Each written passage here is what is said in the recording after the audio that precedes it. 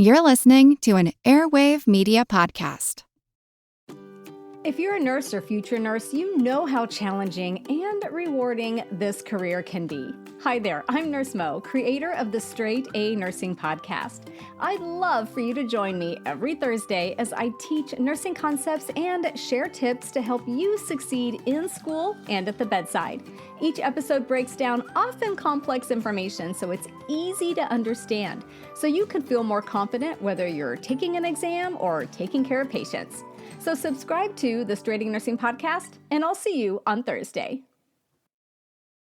What do you get when you take two childhood friends with a passion for unexplored history and a whole lot of booze? You get us, Queen's Podcast. And here at Queen's, we are spilling the tea on all kinds of women from history. From New Orleans voodoo queen, Marie Laveau, to Marie Antoinette, and everything in between. Each queen is paired with a cocktail recipe that will totally get you in the mood to hear the fun, dramatic, and juicy stories of fascinating women from history. Listen wherever you get your podcasts. Cheers!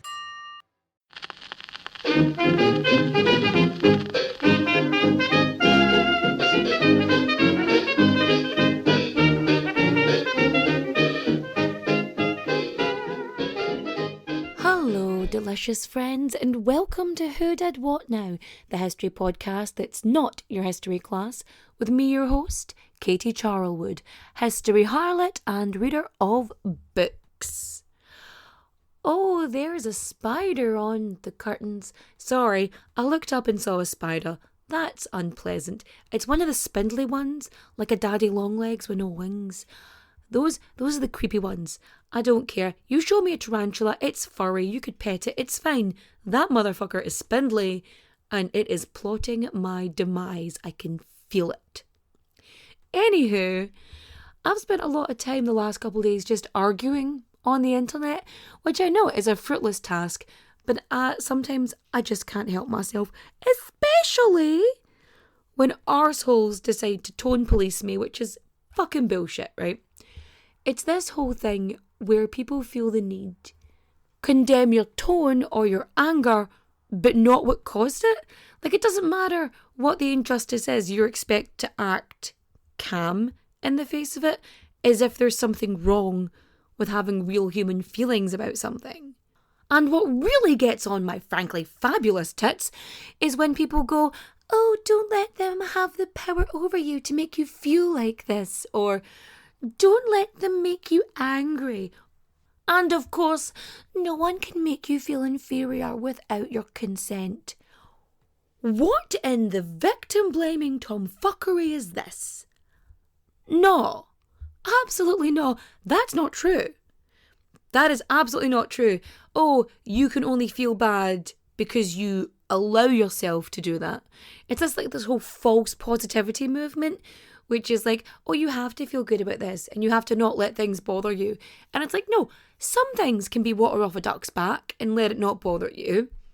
But this bothers me more than the original issue of me arguing about that stupid theory, which bothers me so much, and people choosing to spread misinformation about history and, women who were brutally and violently murdered. That's an issue. I'm angry about that, obviously. But the people who go, "Oh, well, you shouldn't say it like this," or "You have to be calm about this and don't be angry." No, I'm allowed to be angry. My anger is justified. I'm allowed to be annoyed and I'm allowed to convey that. If you're only willing to listen to information if it is presented to you in a palatable way, then you don't actually care about the information. And imagine how bloody privileged someone has to be to live in a world where they feel that they should not have to deal with discomfort. And seeing as I'm already riled up, I decided to try and channel this energy into something useful and talk about something that also annoys me, but from a historical point. And I know what you're thinking, quit your jibber jabber and fact me. In fact you I will, but first, we've got to get our source on. Oh, and in other news, I went on a very nice date to a whiskey distillery. It was lovely, I had a great time, and I'm gonna see him again. Anywho, our sources are A Study of Prisoners and Guards in a Simulated Prison by P.G. Zimbardo, W.C. Banks, and C. Haney. The Lifespan of a Lie by Ben Blum, The Lie of the Stanford Prison Experiment by Carol Prescott, Debunking the Stanford Prison Experiment by Thibault Letexier, The Power and Pathology of Imprisonment by P.G. Zimbardo, The Obedience Experiments, a Case Study of Controversy in Social Science by Arthur G. Miller, Dynamics of Obedience by Stanley Milgram, Psychology, the State of Mind and Behaviour by Richard Gross, and of course we have History.com and Biography.com. Are you sitting comfortably? Good. Then let's begin. So if you've been listening to me for a long time, then you'll know that my specialty, my area of expertise, is the rise of sensationalism and the use of print as propaganda in the late modern period. Like, that's my specific area. And a lot of the knowledge and skills that I've amassed within that area, they're transferable. And sprinkle in a dash of neurodivergent pattern recognition, and this is really handy for things like media comprehension, for perception in history, and all this kind of stuff. And even things like cross-referencing, fact-checking, so on and so forth. And back when I was originally studying psychology, there were all these experiments and studies that had such a massive effect on society and culture, pop culture even, like it seeped into everywhere. And it's become a general consensus that these cases, these case studies, these experiments that are printed in these textbooks, they are taken as fact. It is generally accepted that this is how things were, this is how they happened. And this has resulted in so many concepts based on false narratives, with so many people having the completely wrong idea about Pavlov's dogs, Milgram's experiment, Phineas Gage, Stockholm Syndrome, and, of course, the Stanford Prison Experiment. Oh, you know what? I just realised, this is probably the second science-based history episode we've done this year. And I'm very sorry to say it is not going to be as much fun as Sex Raft, which was really fun to study, actually. And I didn't actually know about it until I went to look it up. But yeah, this I've known about since I was in college, which was, a wee while ago. Now, I cannot jump into the Stanford Prison Experiment without talking about Milgram first. So Milgram is like the jumping off point for this. So Stanley Milgram, in 1961, he conducts this experiment on obedience and authority. And the reason he does this is because Stanley Milgram is Jewish. I assure you, it's relevant. So the idea of this experiment actually comes about from quotes from the Nuremberg trials and statements from Nazi soldiers and people working either for or with Germany committing atrocious acts and stating that they were only following orders. And so the idea is, was this just a perfect petri dish of things to happen that created this situation, or could the Holocaust happen again? Will people perform horrible, cruel, or violent things just because they're told to by a person in authority? Is that the case? Now, I'll probably do a bitty-sode on Milgram's experiment when I have time to refresh it in my mind. So this is all from memory. I haven't looked at it in years, so forgive me for this bit. But basically, he sets up the experiment, but doesn't tell the participants what the experiment it's on. He says it's about learning or memory or something to that effect. And he gets them into a room and he's got people playing roles. One person playing the test subject, another person playing the authority figure, which would either be him or some other person with a lab coat and a clipboard. And then one person who isn't in on it, who has to follow instructions. Now this person would come in and they would have to ask questions to the person being tested. The person being tested, though, was wired up to an electric shock device. There would be a dial that goes all the way up to 11. No, it just went up to a certain number. And so it would be the level of shock they would get. So initially they're answering questions while being shocked, which is, by any accounts, not a valid not a valid test in any capacity. Like, if your experiment involves electric shocks, you know, apart from that one where it stimulated the brain and gave that woman orgasms, like, apart from that one, like, don't do it. Don't do that experiment. That's not an appropriate use of science. The orgasms, though, definite appropriate use of science. So initially they're asking questions, the test subject is answering them, and they're told to, like, move the dial up. Now, as the experiment goes on, the test subject is getting more questions wrong, and the more the test subject gets wrong, the higher up the other person is supposed to turn, you know, the shock up. And so the person in authority will tell them to keep turning it, and it gets to the point where the test subject / actor in the other room is just screaming, like, begging, no, stop. And it's like, no, you have to keep going. And the study's supposed to show that, like, lots and lots of people just, like, turned it all the way up, like 65% or something, turned the dial all the way up, that they were happy to basically kill this person because the person in authority told them to stop. Now, there's a lot of skewed information with this exact experiment. Like, they remade it, but it's one of those experiments that is so well known and people know of it so much that trying to replicate it is virtually impossible. Much like Stanford. So based on this sort of concept of authority and obedience, Phil Zimbardo's like, I want to try that. I want to try that and see how that works. Because he has this whole thing about, like, is evil natural or is it sort of conditioned into you? Like, it's the nature-nurture debate, which I remember there was a girl in my class, and she hated the nature-nurture debate because it doesn't have an answer. Because there's no definitive answer to nature and nurture. Because it could be either. Like, there's valid arguments on both sides, but there's no, like, it is nature or it is nurture. That's why it's known as debate, the nature-nurture debate. But yeah, Zimbardo's like, I want to get in on this, and I have a plan for a brilliant experiment in this illustrious university. Ta-da! And in the late 60s, early 70s, this nature-nurture debate was massive in psychology. Like, it was the big thing that everyone was talking about. Are people the way they are, or are they the products of their environment? As if one is going to be right and the other isn't. Like, as if it's not two things at once. Okay. And Zimbardo, he wants to be the one to end this debate once and for all. And so the Stanford psychiatrist wants to set up a study. So he gets 24 male participants, they're all students, he gets them to agree to be involved. And this basement at Stanford, it is converted into like this makeshift prison. And these 24 fellas, they are separated, split down the middle, half and half.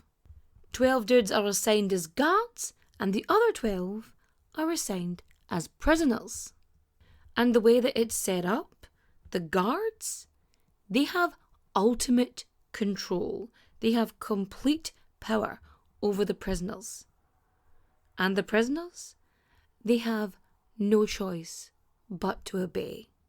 And over the course of the next 6 days, the guards, they go mad with power, inflicting cruelty and torture upon the 12 prisoners, having complete authority over them, deciding when or if prisoners could bathe, eat, sleep, or even go to the toilet. Like this, prison becomes a living hell for the prisoners. And the treatment that they receive at the hands of the guards is so harsh and so incredibly cruel that the people running the experiment, Zimbardo et al., have no choice but to pull it right there and then. And this experiment that was supposed to last, 1 to 2 weeks? I mean, it ended after 6. Like, that's not even halfway. And it is pulled. It's a failure. It's a failed experiment. But it shows that if unchecked, if put in a position of authority, if given power, that people will automatically become tyrannical. And the evil is just part of human nature and is triggered by circumstance. But here's the thing, delicious friends. It's absolute bollocks. It is a fabrication propelled by a man courting the limelight and desperate for attention. Philip Zimbardo. Now, Philip Zimbardo is what we in the social sciences and humanities community call a gobshite. Here's the thing. He didn't even come up with the Stanford Prison Experiment. One of his students did. So he was up in his dorm and he just arbitrarily split half into one and half into the other. And they did this little experiment and it had kind of similar results. The people in power had loads of power and the people who weren't just followed the rules. That was the thing. Now, Zimbardo took this idea and ran with it, which is probably better than some of the shitty ideas he came up with. See, Zimbardo conducted this, I'm going to call it an odd experiment, even though I'm not even sure it actually happened, because it's not in a scientific journal, it's not peer-reviewed or anything. It's in, The Atlantic. It's in a magazine. He does this experiment where he leaves a car abandoned in the Bronx, which, to be honest, feels vaguely racist. So he's got one car parked in the Bronx and the other in California. They're basically the same type of car, but they don't have license plates and the hood is up.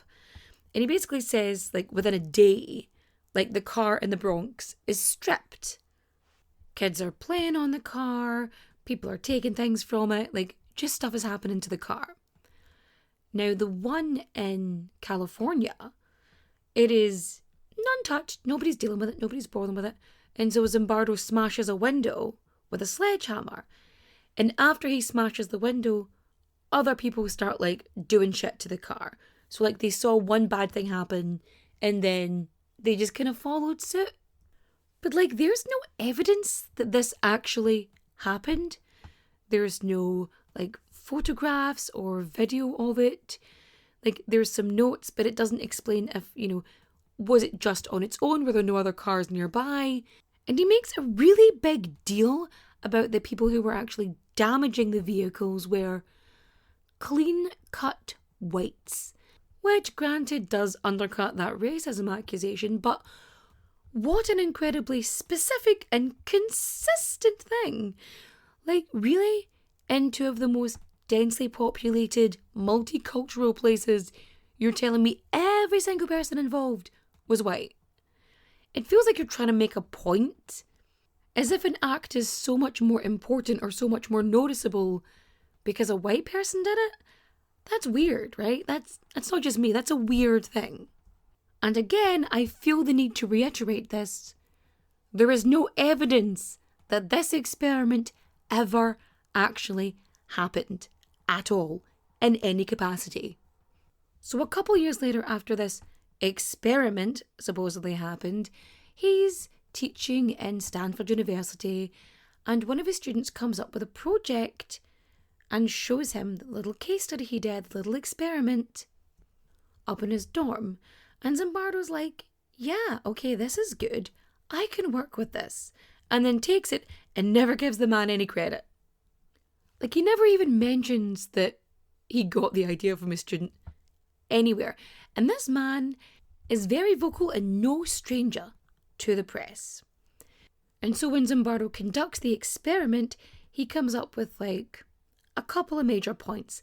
The first of which being that every single participant in the Stanford Prison Experiment is the typical person.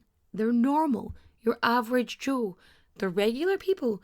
They're not psychopaths or people who have suffered extreme trauma. They're just everybody, to show that anybody could do this.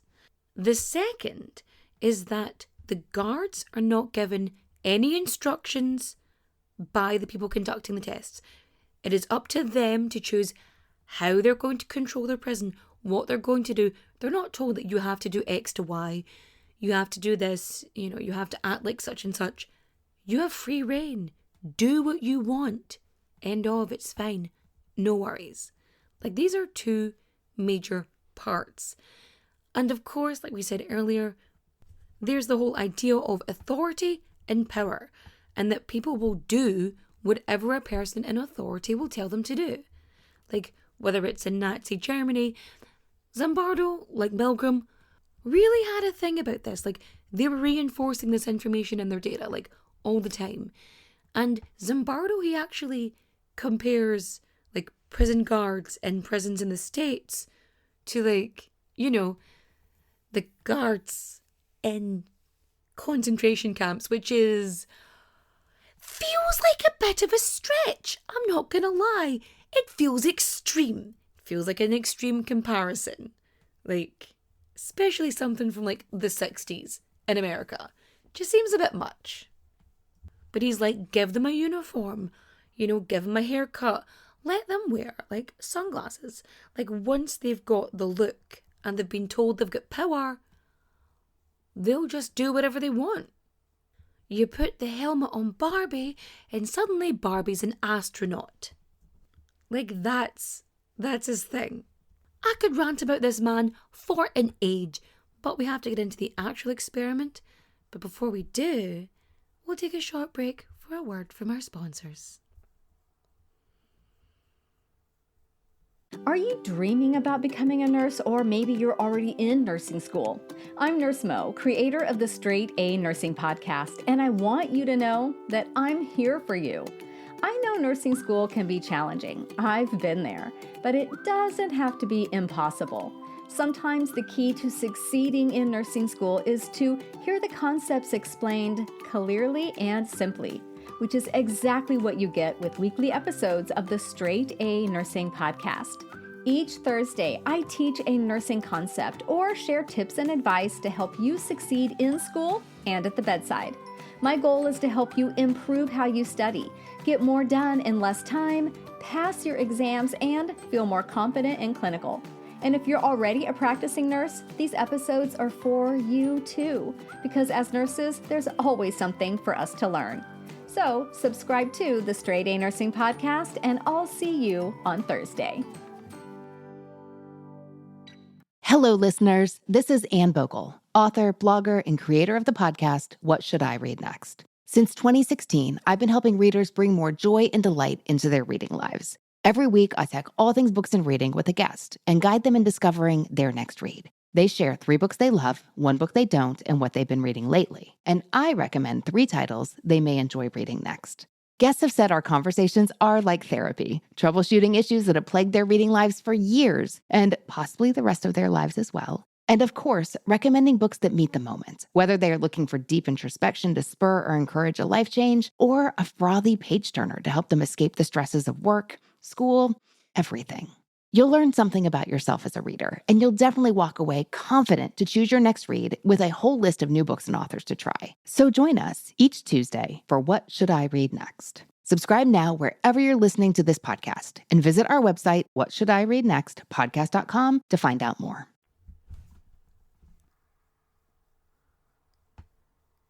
And we're back, and I hope you're ready to hear the true story behind the Stanford Prison Experiment. It's August 1971. After deciding to plagiarise his students' work, Philip Zimbardo is putting together an experiment in the basement in Stanford University. So he has the set built, he has the concept made. Now all he needs are active participants. So he needs to get like a decent variety, and so he decides, in order to get a nice, diverse group, a collection of typical humans, he decides to recruit male students. He puts a bunch of ads in the papers looking for male students to be participants in a psychological study of prison life. Zimbardo's ad states that participants in the study will receive $15 a day for 2 weeks. So $15 in today's money is nearly $115 a day, which 2 weeks, that's a lot of money. Like, even if you account for inflation, like, you would have got a lot for that back then. Like, that's good money. So of course people were champing at the bit. He ends up with a fair few responses, like 75 in total. So these 75 fellas They are brought in, interviewed. It says that they had psychological evaluation, but I have my doubts on that, or like how stringent it was, or what exactly they were looking for. Now, it's supposed to make sure that everybody's going to be like okay, like doing the experiment, but again, I have my doubts about this incredibly unethical study. So this gets whittled down to 24, and these 24 are split into two groups, guards and prisoners. Now, they're told which they're going to be, and so the ones who think they're going to be like prisoners, they think they're just going to be put in a cell or whatever. So they bring books. So they're like, oh, I'm going to study. It'll be great. I'll have some time to myself in a quiet room. And honestly, sometimes you just feel like that. Like, yes, let me be alone in a room with my books where I can be undisturbed. Like, that feels like a really good time, actually. So yeah, these guys are like planning to study and whatnot because they think it's just, gonna be in a cell. And on the 14th of August, the participants who are selected as prisoners are arrested by actual police. Like, the real police force in the area, just like arrest them, shove them in the police cars, drive them to Stanford University, and like bring them down into the, the corridor which has been converted into a prison. And the fellas selected to be guards, they're all given uniforms and like mirrored sunglasses to sort of make them like the group of guards, not like Tony or Peter or John. They're all guards. Like, they're different to you, you are different to them. And the guards are actually involved in the experiment before the prisoners. So when they come together, they have this orientation which lasts like a full day. And the reason we know this is because it was recorded. So when they were doing this study, this experiment, they filmed it and they recorded audio. Now, there isn't that much film. There's like a wee clip here and there because film is expensive. At least it was back then, but film's expensive. So of course they don't want to waste film, and they would only turn the cameras and audio devices on at certain points. And conveniently, when they were turned on, they happened to capture some weird stuff. Some severe stuff even. Horrific, perhaps. And also lucky that they managed to capture those specific things. But yeah, most of the recordings, like a lot of that, of what, the 140, 150 hours of the experiment, there's like 6 recorded. Which, that math ain't mathin', folks. So yeah, we're in the basement/prison. It's set up. The guards are already there. They're in their wee uniforms, their shiny wee glasses. And the prisoners are brought there by the police. They are chucked in their cells. So like as part of the experiment, they were supposed to follow certain rules. Like there has to be 3 guards on per shift. They have to do like counts, so on and so forth. Now, on the very first day, there was like 1 shift with 3 guards. One of them just buggers off. Like during a prisoner count, he's like, whatever, doesn't matter. And the prisoners, of course, they're supposed to follow, whatever the guards say. But this one fella, like, he isn't enforcing any of it. He doesn't make them, like, follow the other guards' orders. He doesn't make them do shit. He's, like, so unbothered by it. And this gets picked up on very quickly by, was it Yaffe? Who is the guy who actually came up with the experiment, like the student. Like, he ends up pulling the guy aside. He's got, like, a warden, and he's got the guy, and then himself. And he basically tells him that he's in the background, and that he's not really doing his bit. And this guard, he tells him it's not really his thing. He's not a tough guy. He's not about that. And he gets told that he basically has to be tough. He's going to be firm, and he has to do this. And if he doesn't do this, then the experiment's not going to work. And like the reason that he's been pulled aside and being told this is because they had already brought this up in the orientation.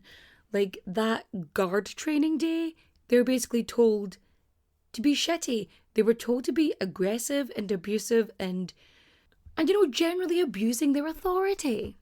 which from the get-go completely invalidates the study, because the whole point is you put people in this environment and you see how they act. Like, you want to see if they become drunk with power. Like, you want to see if they'll just do that. Like, it's spontaneous. Like, they're just going to choose to do horrible things. Like, there's this one prisoner who they dehumanize by putting a bag on his head. Like, that's something in the study they say, he just did that. He just put the bag on his head. When in fact, it was the researchers. They told them to put a bag on the person's head before they walked them to the toilets, out to the bathrooms, because it's in a different area and they didn't want them to have a sense of reality. But they're like, you need to do this. And then they're like, they did it of their own accord. Wow, I wonder where they got the idea. Now, from the moment this experiment started, Zimbardo is courting the press. Like, he is straight up promoting it while it's happening. So he's like putting a press release out, I think, on the second day, which incidentally, one of the guards resigned. Like, on the second day, he's like, no, I don't like this. He says it's quote unquote too heavy. Because, you know, being told to abuse people seems a bit much for him. He's like, the money's not worth it, mate. No thanks. And he resigns, which is something they don't mention for years. Like, nobody mentions that in this study this guy just nopes out of it. They make it seem like everybody who was involved stayed in and continued to sort of roll with the punches. Like, no wonder this guy wanted out. So he gets in there, he's got his cool uniform, he's told to treat people worse. And these prisoners, it is shocking. Because, like, the guards, they have their uniform, and the prisoners, they have theirs.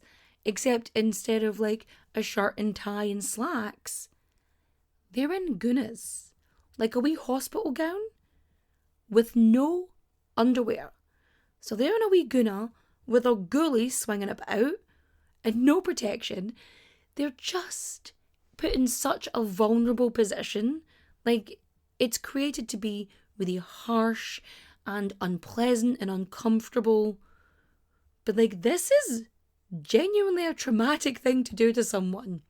You have stripped them, you've put them in a flimsy gown, which is bad enough, but it's like they added an extra layer of almost like a chain gang without the chain. Like, they put this massive, heavy padlock on their feet. I mean, it's not like there was an issue with escaping, because if someone wants to leave the experiment, you have to let them leave. Like, legally, that's a thing. And it's so horrible and uncomfortable that these prisoners, the guys being the prisoners, they don't really sleep. And here's two wee interesting facts about sleep deprivation. One, it is genuinely a form of torture. Like, it is used when people are torturing. Sleep deprivation, one of the main ones. And it really affects, you know, your brain. It really affects how you work, how you act. And it can really affect your personality. Point two about sleep deprivation is that it's one of the main things that narcissists do. Like, they will always try and affect your sleep. Like, they'll make your sleep uncomfortable, they'll make it difficult. They want to create sleep deprivation. They want to create that situation for you. Now, on top of all that, the guards are instructed to only call prisoners by a number and not their name. Now, this is another way to dehumanize them and to sort of separate the us versus them and to make them seem so much lesser. And again, they're told to do this by the people conducting the experiment. So it should be unsurprising that on the second day, the day that one of the guards just straight up quits, there's a wee bit of a revolt. So in one of the cells, the prisoners had barricaded their door, ripped off the numbers from their gunas, and they just start making fun of the guards, and they're swearing at them, and they're just being general dicks. Because of course they are, because it's a bunch of male students in an unpleasant situation. So these guys are basically responding to the situation they've been put in, and the guards, like, straight away, like, they're unhappy with this. They don't like sort of that the power is taken from them. And so they just straight up call in reinforcements. They're like, more guys here now. They've got guards from other shifts come up, and they're like really worried about like a big rebellion. So anyway, it turns into this situation where they're like, there's more than one way to skin a cat. And so they decide they actually did this in Big Brother, back when Big Brother was on. They had like the good side, which had like really nice beds and cozy and wonderful stuff and like enough food for everybody. And then they had like the bad side, which was like you were sleeping on the floor, it wasn't like warm enough, and like a bunch of other things, right? I think Survivor does something similar. Like those reality shows, they split like this is the good camp and this is the bad camp. And so yeah, there's like a really nice cell where you would get like blankets and beds and really nice food. And what they do is they just like take random prisoners and put them in like the nice cell. And so the prisoners start turning on each other because they're like, why did you get the nice cell? Like, are you a rat? Are you turning on us? And it just creates this divide amongst the prisoners themselves. And not only are they like having a fight within themselves, the guards, because they're being told to, are becoming much worse. Like, they get prisoners to clean toilets with their hands, which, no, that's how you get sick. Do you want dysentery? Because that's how you get dysentery. Maybe even cholera. We don't need that to come back. We don't. Speaking of dirty toilets, instead of letting them go to the toilets, like bag over the head, over to the loos, what they do is they make them like defecate and urinate in buckets in their cells. And then they don't let them remove them. Like, they don't take them out. So there's a putrid, rancid smell in their cells, apart from like the nice cell. And it is disgusting. It's horrible. And one guy just starts crying. He breaks down. Now, this fella goes on to say that he acted this way and he was acting and that it was a performance because he knew that he was expected to be upset at this treatment. And so, like, that comes out, like, a few years later. Meanwhile, Zimbardo is still treating it like a prison. And so he's like, you get visitors. And so the visitors come, and instead of staying, like, an hour, which is normal visiting time for the clink, they stay 10 minutes. So they get a wee 10-minute visit, and then they're sent away. And they just kind of find it weird because it wasn't explained to the visitors, like, properly at all. So they were expecting to have more time, and then they're told, like, you've got 10 minutes. Now go. And so they complain to the person being the warden, and then they just go.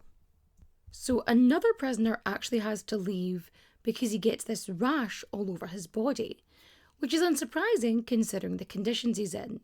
Now, Zimbardo claims, like, it's psychosomatic. He gets this rash because he's in the prison and he's assuming that he's gonna get a rash because he's in prison. When the guy with the rash, as it turns out, had eczema. He had eczema. And so, which is like a skin condition, if you don't know what eczema is. And he had medication for his eczema.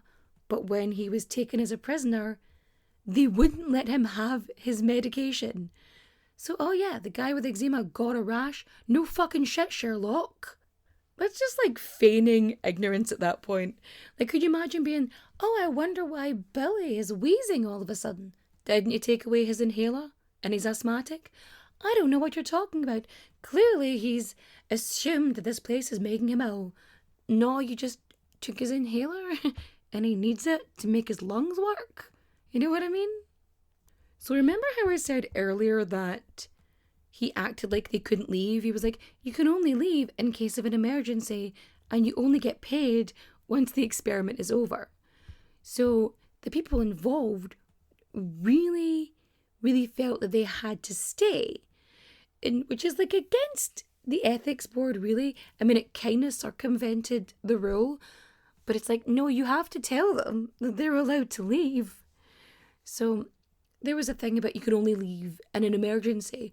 So this guy just starts faking this breakdown. He's like, I'm burning up inside. I'm dying. I need a doctor. And he ends up leaving. And there's another guy who just has like a Texas accent for no reason.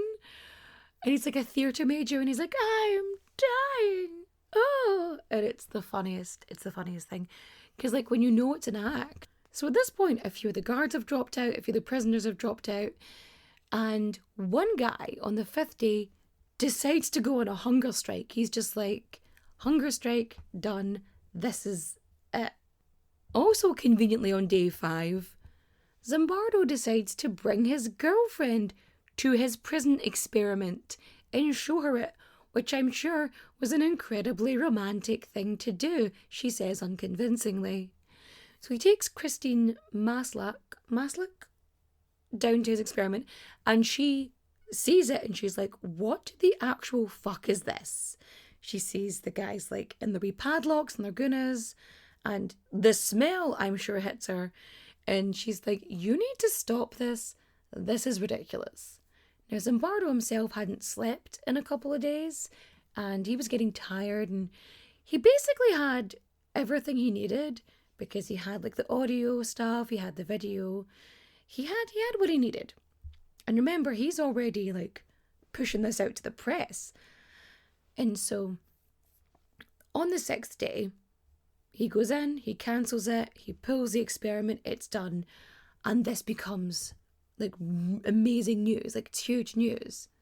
Because the very next day, there's a riot in a prison, which results to another riot in another prison, and it just blows up from there. It goes to the point that Zimbardo was actually brought in to testify to Congress, because they're like, you know stuff about prisons and treatment, and he's like, yeah, absolutely.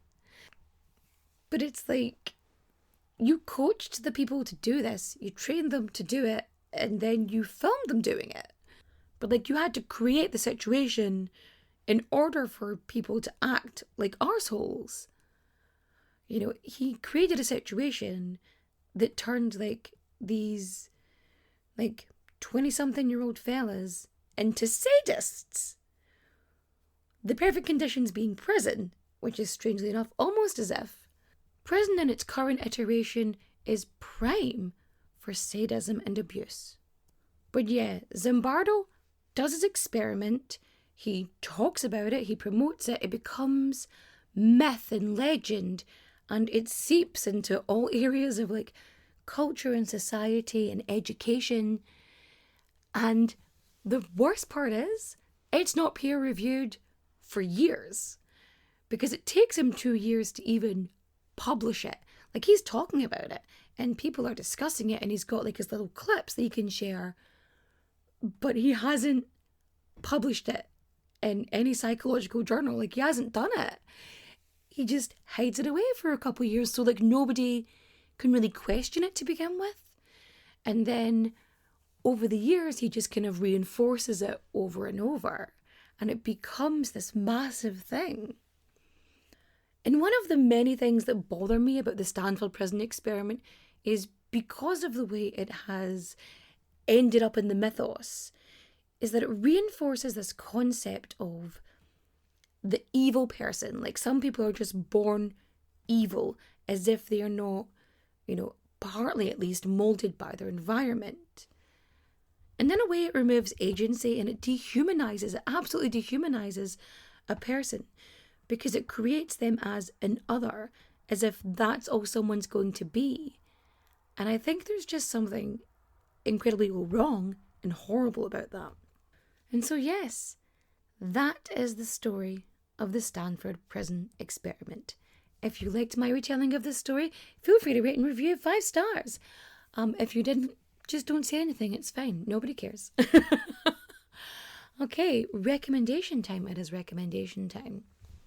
So I'm going to recommend, for listening, I'm going to recommend the podcast Run, Bambi, run. Trust me, you'll love it. For watching, I'm going to say Ghosts. I don't care if you watch the UK or the US version, watch them both. I think they're really good in separate ways and they're very much tailored to their respective audiences, and I think they both work in their own ways. Although I can't wait to see like the other versions of it, like German, French, all that. I'm quite looking forward to those. And for reading, The Silk Stocking Murders by Anthony Berkeley. It's a classic one, but it's a good one. And with that, I shall bid you good night. Adios, au revoir, auf Wiedersehen, my friends. Bye-bye.